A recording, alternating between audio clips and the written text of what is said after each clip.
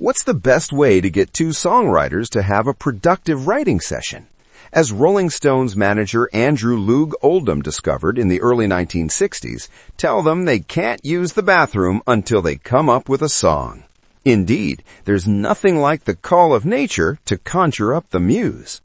As guitarist Keith Richards would recall to guitar player decades after his first compulsory songwriting session with Mick Jagger, the Rolling Stones found themselves at an interesting professional crossroads around this time.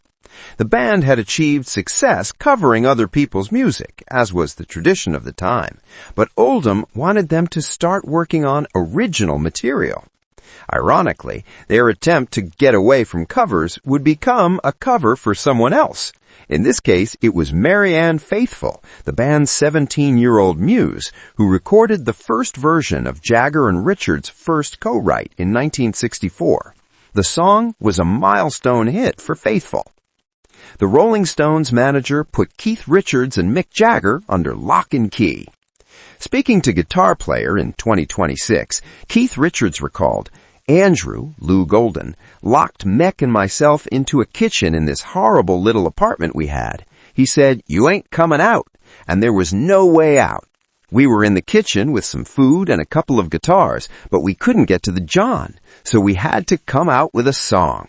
In his own little way, that's where Andrew made his great contributions to the Stones. That was such a fart of an idea.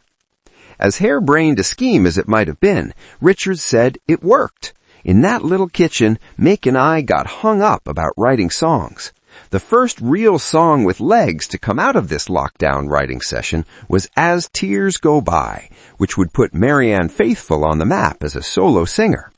Richards described it as the most totally anti-Stones sort of song you could think of at the time, which might have been partially due to their strange circumstances.